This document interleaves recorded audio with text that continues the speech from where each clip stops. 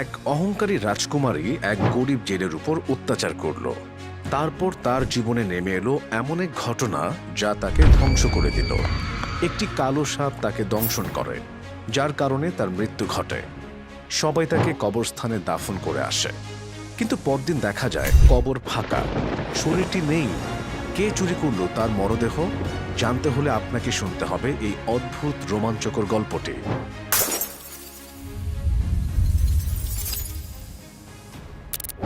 এখন আমরা ফিরে যাই প্রাচীন শামের এক রাজকুমারী। নাম ছিল শাহজাদি বানু। অপূর্ব রূপবতী, কিন্তু অত্যন্ত অহংকারী। যখন সে শহরের বাজার দিয়ে সওয়ারিতে করে যেত, তখন ঘরের দরজা জানালা বন্ধ করে দেওয়া হতো। দোকানিরা তাদের পর্দা নামিয়ে ফেলত। পথচারীরা রাস্তা ছেড়ে গলি খুপচিতে ঢুকে পড়ত। কেউ যদি ভুল করে রাস্তায় থেকে যেত, তাকে মাটিতে মুখ চেপে শুয়ে পড়তে হতো। যদি কেউ এই আদেশ অমান্য করত, তাহলে তার চোখে গরম লোহার রড ঢুকিয়ে দৃষ্টিশক্তি কেড়ে নেওয়া হতো। একদিন এই রাজকুমারীর সোয়ারি শহরের বাজারে যাচ্ছিল। ঠিক সে সময় একটি বৃদ্ধ পথচারী, যার মাথায় ছিল মাছ ভর্তি ঝুড়ি, ভুল করে বাজারে প্রবেশ করে। সোয়ারি এত দ্রুত গতিতে আসছিল যে সে পেছনে ফিরতে পারেনি। মাটিতে শুয়ে পড়ার সুযোগও ছিল না। ফলে তার সকল মাছ এবং বৃদ্ধ সোয়ারির আঘাতে মাটিতে লুটিয়ে পড়ে। বৃদ্ধ অসহায়ভাবে এদিক ওদিক তাকাতে থাকে। অবশেষে রাজকুমারীর সৈন্যরা তাকে ধরে ফেলে। শাহজাদি তাকে দেখে আদেশ দেয়, 2 দিন পর এই লোকের চোখে 2টো গরম লোহার রড দিয়ে উপড়ে ফেলা হবে। সৈন্যরা মাথা নিচু করে বলে, যেমন হুকুম বানু সাহেবা। বৃদ্ধ জেলে কাঁপতে কাঁপতে হাত জোর করে বলে, হে রাজকন্যা, আমার ভুল হয়ে গেছে। আমার বয়সের দিকে তাকিয়ে দয়া করুন। আমি গরিব মানুষ, আমায় মাফ করুন। কিন্তু শাহজাদি আরও নির্মমভাবে আদেশ করে, এই হতভাগার চোখ তুলে ফেলো। বৃদ্ধ কাঁদতে কাঁদতে মাছ কুড়িয়ে নিতে থাকে। তার হাত কাঁপছিল, ফলে মাছ আবার পড়ে যাচ্ছিল। সৈন্যরা গালাগালি করতে করতে তাড়িয়ে দিতে থাকে। ঠিক তখনই 16-17 বছরের একটি ছেলে সেখানে এসে দাঁড়ায় এবং দয়া করে মাটিতে পড়ে থাকা মাছগুলো ঝুড়িতে তুলতে সাহায্য করতে থাকে। সৈন্যরা ক্ষুব্ধ হয়ে ছেলেটিকে ধাক্কা দিয়ে বলে, কে বলেছে তোকে এই বুড়োকে সাহায্য করতে? ছেলেটি বলে, এক গরিব বৃদ্ধকে সাহায্য করা কি অপরাধ? এক সৈন্য তখন ছেলেটিকে এক চড় মারে। ছেলেটি ধীর গলায় বলে, তোমরা যত খুশি জুলুম করো, একদিন তো মরতেই হবে। এই কথা তোমার রাজকন্যাকেও জানিয়ে দিও। এই কথা শুনে সৈন্যরা রাগে ফেটে পড়ে। বৃদ্ধ তখন সেই ছেলেকে বলে, তোমার দোয়া কবুল হোক। এই অহংকারী রাজকুমারীর সর্বনাশ একদিন হবেই।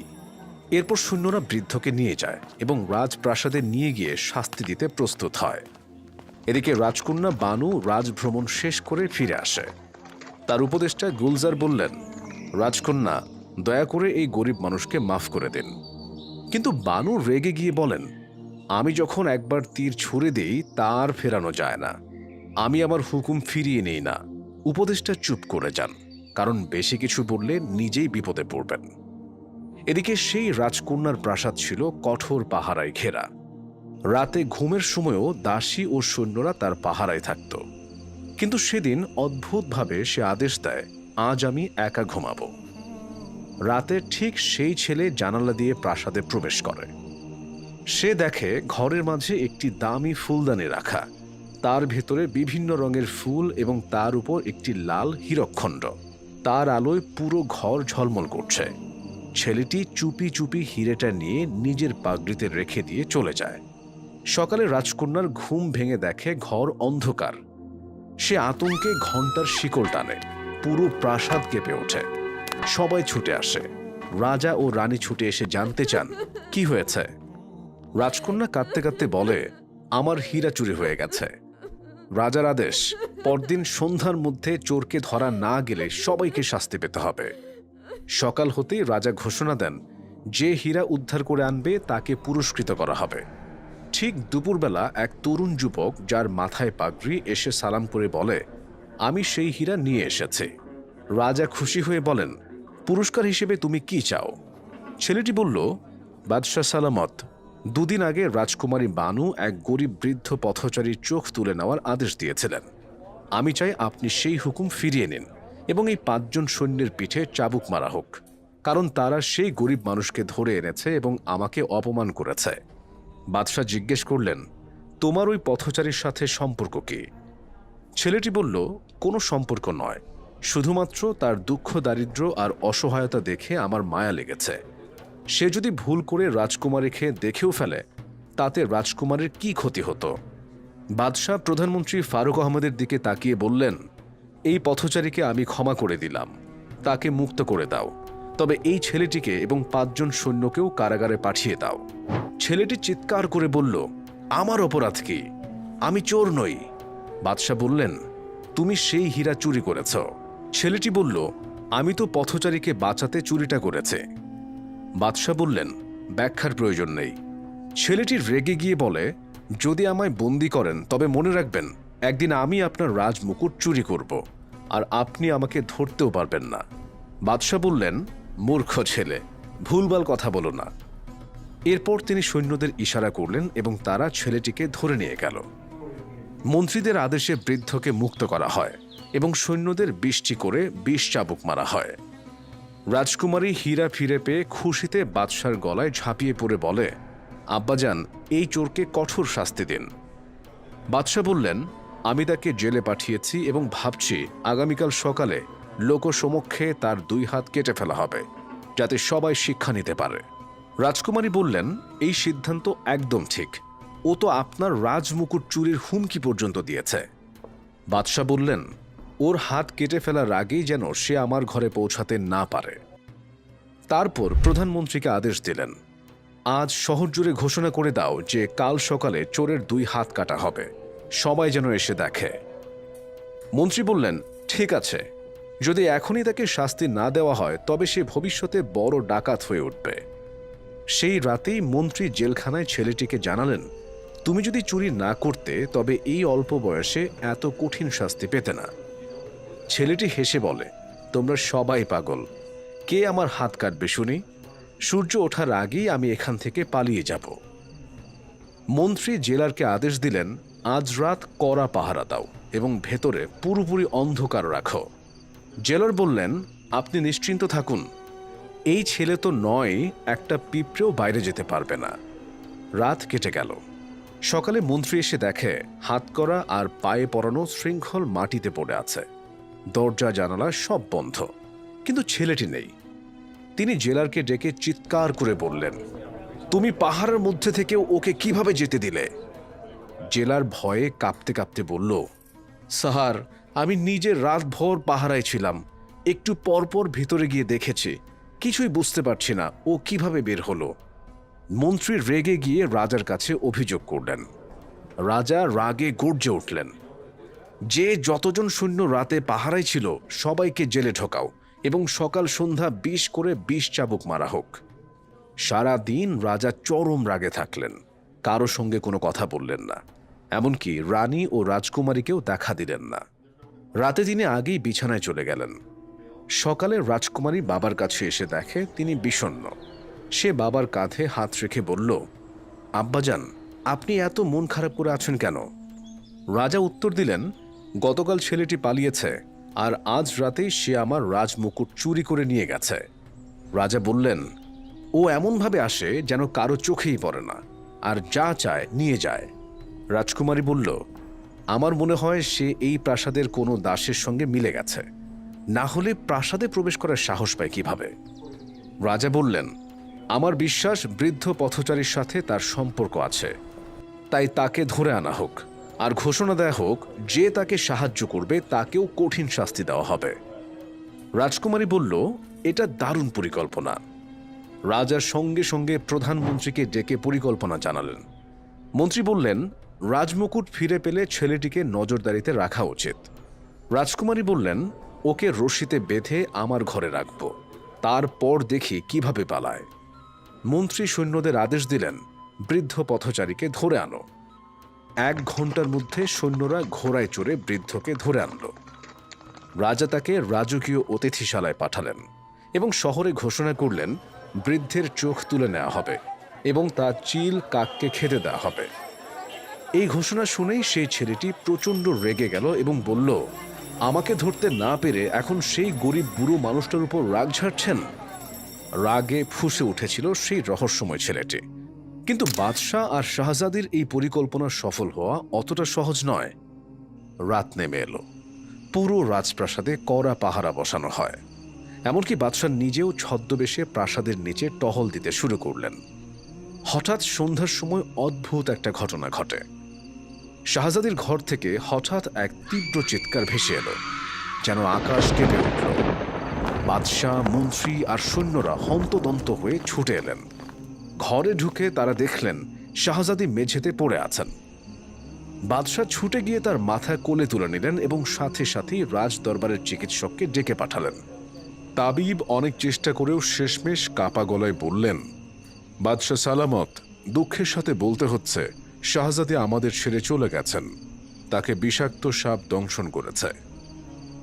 বাদশার চোখ থেকে অঝরে জল পড়তে লাগল। তিনি কান্নায় ভেঙে পড়ে বলতে লাগলেন, হে আল্লাহ, আমার জীবনটা যে একমাত্র এই মেয়ের উপর নির্ভরশীল ছিল, তুমিও তাকে কেড়ে নিলে। অনেকক্ষণ ধরে কাদার পর শাহজাদির দেহটি তুলে এনে খাটে শোয়ানো হলো। ঠিক সেই মুহূর্তে মন্ত্রীর চোখ পড়ল বাদশার রাজমুকুটের দিকে। দেখুন, রাজমুকুট এখানে সিংহাসনের পাশে পড়ে আছে। সম্ভবত চোর গতরাতে এখানে ঢুকেছিল। আরেকজন মন্ত্রী মন্তব্য করলেন, যদি সেই রহস্যময় ছেলেটাই সাপটাকে ছেড়ে দিয়ে থাকে। কিন্তু বাদশাহ তখন তার কন্যার শোকে এতটাই মগ্ন যে এসব কথায় কান দিলেন না। রাত কেটে গেল। পরদিন শাহজাদি বানুকে নিকটবর্তী কবরস্থানে দাফন করা হলো। পুরো দেশ জুড়ে শোকের ছায়া পড়ে গেল। ঘর, দোকান, আদালত সব বন্ধ হয়ে গেল। মসজিদ, মাজারে শাহজাদির জন্য দোয়া চলতে লাগল। এরপর দিন বাদশাহ তার মন্ত্রীদের সাথে কবর জিয়ারতে গেলেন। কিন্তু তারা গিয়ে দেখেন কবর খোলা, মাটি ছড়িয়ে আছে আর কবরে মৃতদেহ নেই। এই দৃশ্য দেখে বাদশাহ জ্ঞান হারিয়ে মাটিতে পড়ে গেলেন। পানির ছিটা দিয়ে তার জ্ঞান ফেরানো হলো, কিন্তু তিনি যেন হুঁশে নেই। চারপাশের সবাইকে অচেনা লাগছিল। 4 দিন পর রাজ চিকিৎসকের চিকিৎসায় তার জ্ঞান সম্পূর্ণ ফিরে আসে।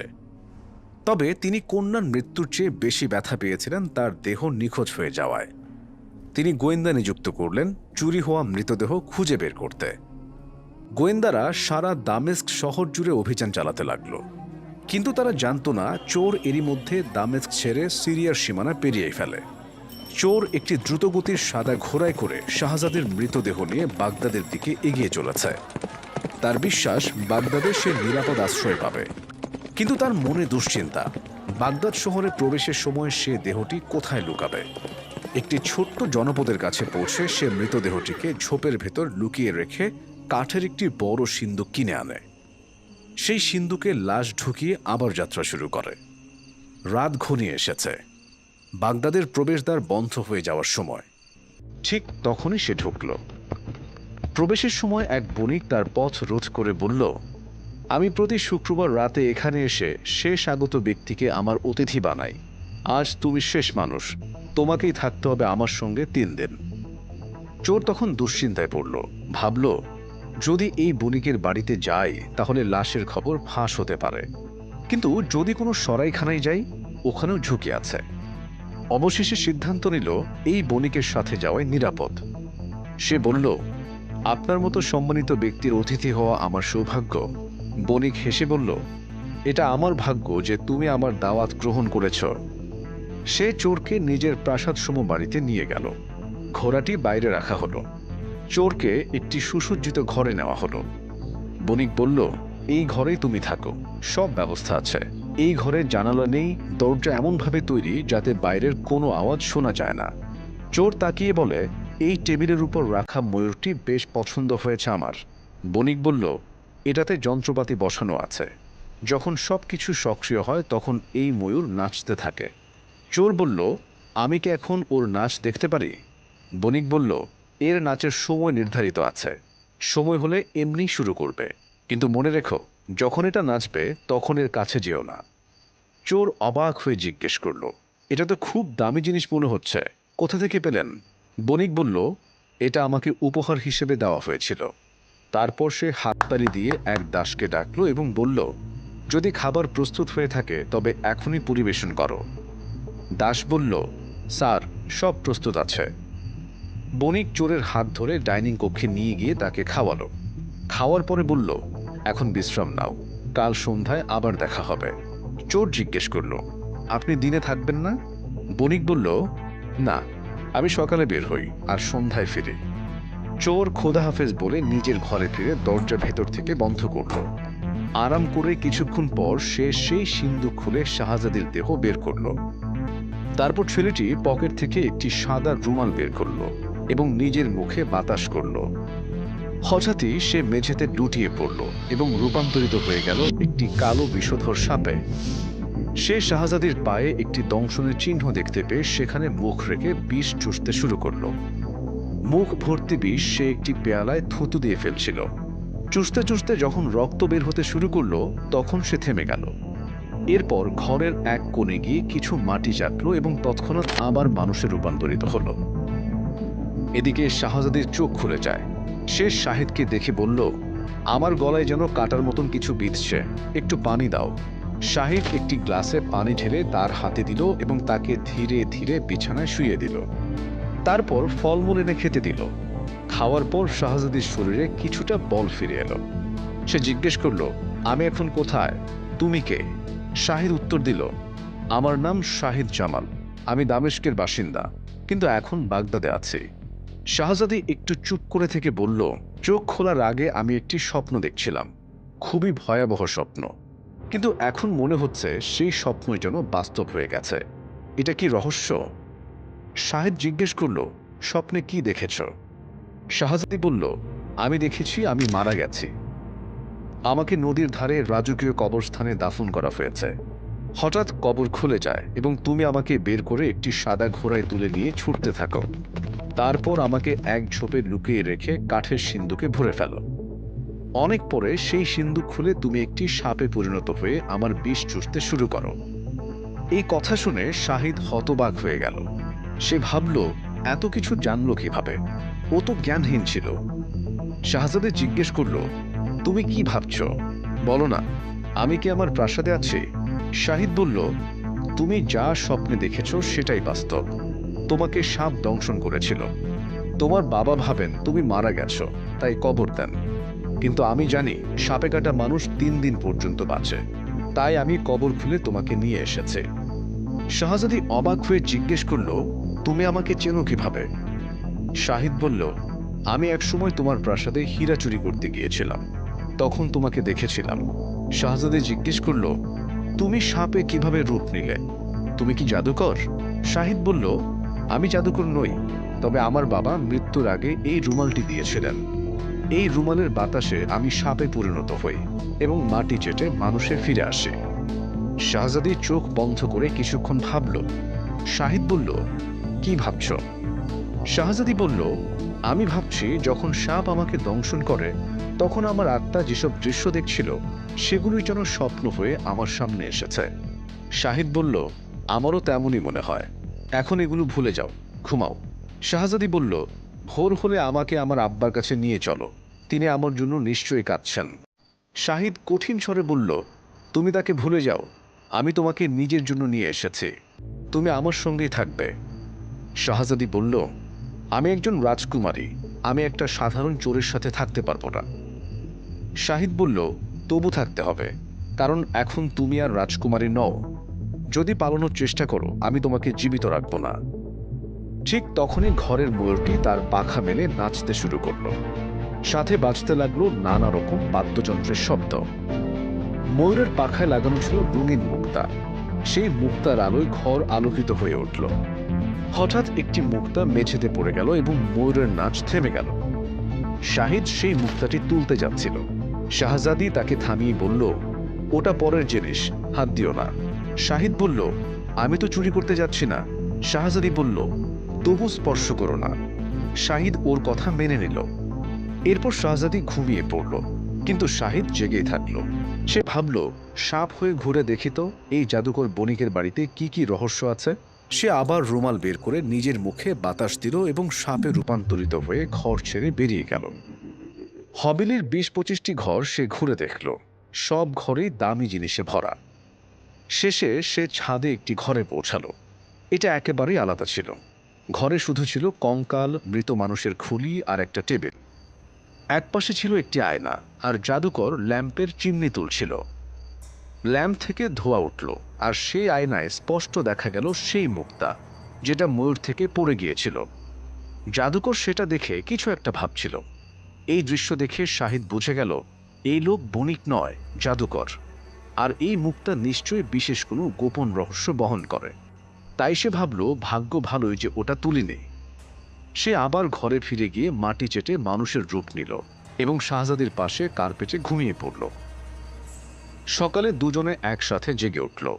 শাহিদ সব ঘটনা খুলে বলল এবং বলল, এখান থেকে পালাতে হবে, এই জাদুকর বিপদ ডেকে আনবে। শাহজাদি বলল, আমিও এখানে আর থাকতে চাই না, চলো দামেস্কে ফিরে যাই। ঠিক তখনই সেই জাদুকর দরজায় এসে হাজির।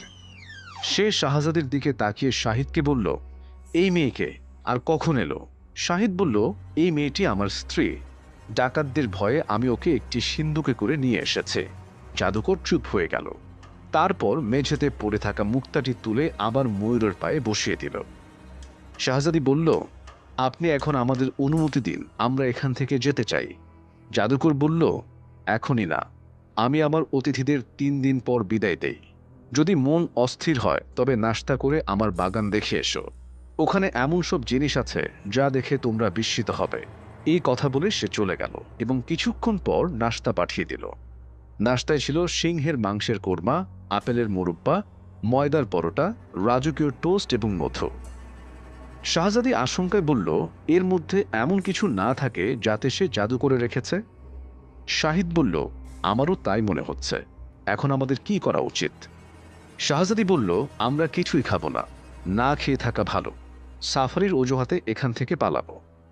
শাহিদ এই প্রস্তাবে রাজি হলো এবং সব নাস্তা কালো সিন্ধুকে ভরে ফেলল আর প্লেটগুলো ফাঁকা করে দিল। এরপর জাদুকর এলো এবং দুজনকে নিয়ে বাগানে গেল। সে বলল, আমি বাজারে যাচ্ছি, তোমরা এখানে ঘুরে দেখো, তবে এই বাগানের কোনো কিছুকে ছোবে না। সে চলে গেল। তারা বাগান ঘুরে দেখতে লাগলো। তারা দেখল যে ডালে ফুল ফোটে সেখানে একটি পাতাও নেই। চলতে চলতে তারা পৌঁছালো এক বারাদারিতে। সেখানে অসংখ্য খাঁচা ঝোলানো, প্রতিটিতে এক একটি অপূর্ব পাখি। শাহজাদি বলল, এমন পাখি আমি আগে দেখিনি। শাহিদ বলল, এই জাদুকরের কাছে এসব পাওয়া কঠিন নয়। ঠিক তখনই একটি সাদা পাখি বলল, তোমরা কি আমাদের সাহায্য করবে? শাহজাদি চমকে উঠে বলল, তোমরা কথা বলতে পারো? বলো, কি সাহায্য চাই? পাখিটি বলল, আমরা পাখি নই, মানুষ। এই নিষ্ঠুর জাদুকর আমাদের পাখিতে রূপান্তর করে খাঁচায় বন্দি করেছে। যদি কোনোভাবে তোমরা ছাদে উঠে ল্যাম্প জ্বালাও এবং ধোঁয়া ওঠার পর চিমনি ভেঙে ফেলো, আমরা সবাই মানুষে ফিরে যাব। আরেক পাখি জিজ্ঞেস করলো, তোমরা কারা? এই জাদুকরের কে?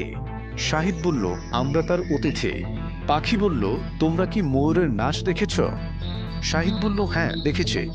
একটা মুক্তা পড়ে গিয়েছিল কিন্তু আমরা তুলিনি। আজ সকালে নাস্তা এলো, সেটাও আমরা খাইনি।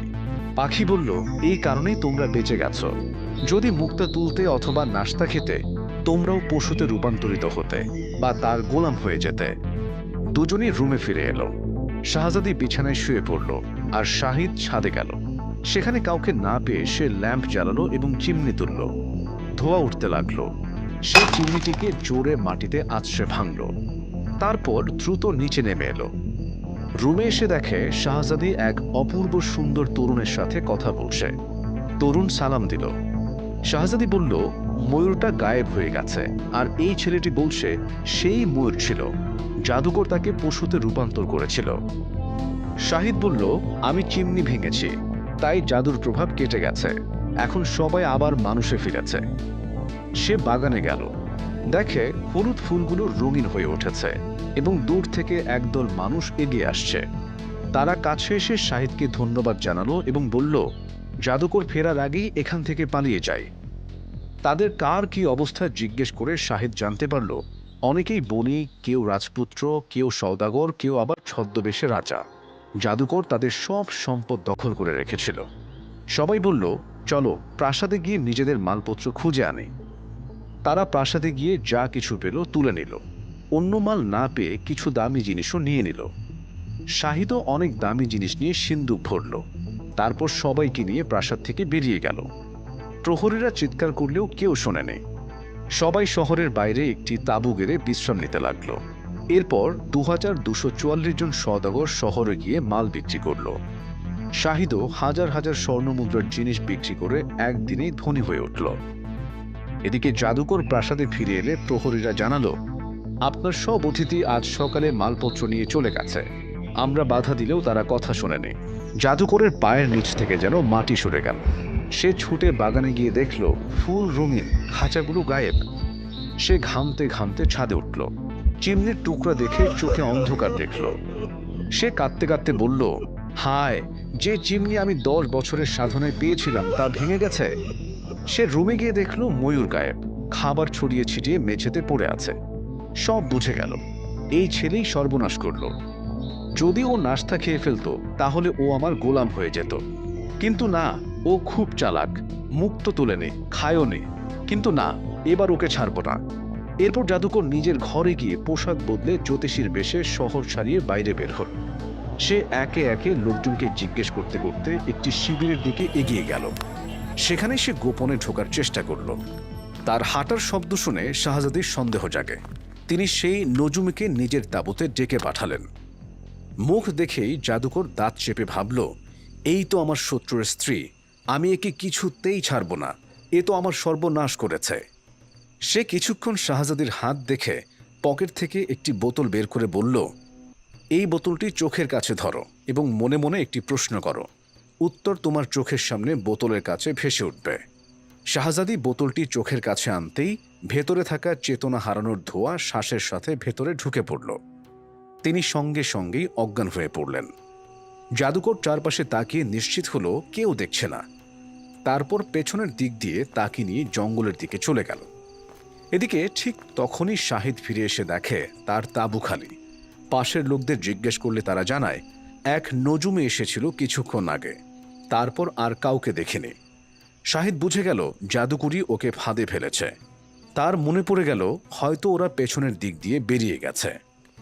সঙ্গে সঙ্গে সে মাটিতে পায়ের ছাপ খুঁজতে লাগল। ছাপ দেখে দ্রুত সেদিকেই ছুটল। দূরে সে দেখতে পেল জাদুকর কাঁধে শাহজাদিকে নিয়ে হেঁটে যাচ্ছে। শাহিদ পকেট থেকে রুমাল বের করল। হঠাৎ চিন্তা করে আবার রেখে দিল। সে দৌড়ে এগিয়ে গেল। জাদুকর তাকে দেখে বলে উঠল, খবরদার, কাছে এসো না, না হলে আগুনে পুড়িয়ে ছাই করে ফেলব। শাহিদ বলল, হে প্রতারক, নিষ্ঠুর দানব, ওকে এখনই নিচে নামাও, না হলে আমি তোমাকে মাটিতে মিশিয়ে দেব। জাদুকর তখন শাহজাদিকে ফেলে দিল এবং পকেট থেকে এক মৃত হাতের নখর তুলে বলল, যদি বাঁচতে চাও চলে যাও, না হলে মানুষ থেকে পশুতে পরিণত করে দেব। শাহিদ শান্তভাবে বলল, ঠিক আছে, আমি যাচ্ছি। সে পাশের ঝোপে গিয়ে সাপে রূপান্তরিত হলো। ঘাসের ভেতর দিয়ে চুপি চুপি সে জাদুকরের পেছনে পৌঁছে গেল। জাদুকর যখন শাহজাদিকে তুলতে ঝুঁকেছিল তখনই শাহিদ তাকে পিঠে দংশন করল। জাদুকর ব্যথায় চিৎকার করে পড়ে গেল এবং ছটফট করতে করতে নিস্তেজ হয়ে পড়ল। শাহিদ মাটিতে কিছু চেটে আবার মানুষের রূপ নিল। একটা ঝর্ণা থেকে পানি এনে শাহজাদির মুখে ছিটিয়ে দিলে তিনি জ্ঞান ফিরে পেলেন। তিনি চোখ খুলেই বললেন, ও, আমি বুঝতে পারিনি ও যে জাদুকর, সে তো নজুমি সেজে এসেছিল। শাহিদ বলল, আমি সময় মতো এসে পড়ায় ওর খেলা শেষ হয়েছে, চলো ফিরে যাই। এদিকে বণিকেরা ফিরে এলো। সবাই নিজেদের জিনিসপত্র গোছাচ্ছে। সব মাল বিক্রি হয়ে গেছে, সবাই এখন ফিরে যাচ্ছে। শাহিদ বলল, চলুন আমরা বাগদাদের বাদশাহের কাছে গিয়ে পুরো ঘটনা বলি। সবাই এতে সম্মত হলো। তারা বাদশাহের প্রাসাদে পৌঁছালো। বাদশাহ তাদের সাথে সঙ্গে সঙ্গেই দেখা করলেন। তিনি মনোযোগ দিয়ে পুরো ঘটনা শুনলেন। শাহিদকে বাহবা দিলেন এবং মন্ত্রীদের আদেশ দিলেন, জঙ্গলে গিয়ে জাদুকরের লাশ নিয়ে আসো। এছাড়াও বাদশাহ আদেশ দিলেন সব শিবির গুটিয়ে প্রাসাদে নিয়ে আসা হোক। তিনি সবাইকে তার রাজ অতিথি ঘোষণা করলেন। তৃতীয় দিনে বাদশাহ পুরো জাদুকরের প্রাসাদটি শাহিদকে দান করলেন। তিনি শাহিদকে আরও জমিদারি দিলেন, মাসিক ভাতা নির্ধারণ করলেন। কারণ শাহিদ শুধু বাগদাদকেই নয়, আগত বণিকদেরও রক্ষা করেছে। এই আনন্দের দিনে সব বণিকেরা শাহিদকে মূল্যবান জিনিস উপহার দিল। অন্যান্য রাজা রাজপুত্ররাও উপহার পাঠানোর প্রতিশ্রুতি দিল। শাহিদ জামাল, যিনি একসময় দামেস্কের চোর ছিলেন, তার বুদ্ধি, সাহস, সহানুভূতি ও সততার কারণে শাহজাদি বানু তার প্রেমে পড়ে গেলেন। শাহিদ প্রথমে ওকে কষ্ট দিতে চেয়েছিল, গরিবদের উপর করা তার নির্দয়তার শাস্তি দিতে চেয়েছিলেন। কিন্তু একসাথে থাকতে থাকতে শাহিদও তাকে ভালোবেসে ফেলল। 1 মাস পর শাহিদ বলল, তোমার বাবা নিশ্চয়ই কাঁদছেন, চলো একবার দেখা করি। শাহজাদি খুব খুশি হলেন। তারা দামেস্কে ফিরে গেল। ওপাশে বাদশাহ ভীষণ অসুস্থ। একমাত্র কন্যার শোকে তার দৃষ্টিশক্তিও দুর্বল হয়ে গিয়েছিল। হঠাৎ মেয়ে ফিরে এলে তিনি স্তম্ভিত। তিনি কাঁদতে কাঁদতে বলেন, তুই কে? আমার মেয়ে তো মারা গেছে। শাহজাদি হেসে বলল, আব্বা, সাপে কাটা মানুষ 3 দিন পর্যন্ত বাঁচে। এই সাহেব দ্বিতীয় দিন আমাকে কবর থেকে বের করে এনে আমাকে বাঁচিয়েছে। তারপর সে পুরো ঘটনা খুলে বলল। বাদশাহ শাহিদকে বুকে জড়িয়ে ধরলেন। 1 সপ্তাহ পর তার রাজকন্যার বিয়ে দিলেন শাহিদের সঙ্গে এবং তাকে তার সিংহাসনের উত্তরাধিকারী ঘোষণা করলেন। বিয়ের পর শাহিদ ও বানু বাগদাদে চলে গেল। মা ছেলের এই সাফল্য দেখে চোখে জল ফেললেন, আল্লাহর কাছে দোয়া করলেন। 10 বছর পর বাদশাহের মৃত্যু হলে শাহেদ জামালি হলেন নতুন বাদশাহ। আর তিনি জীবনের শেষ দিন পর্যন্ত ন্যায় বিচার আর ভালোবাসা নিয়ে রাজত্ব করে গেলেন।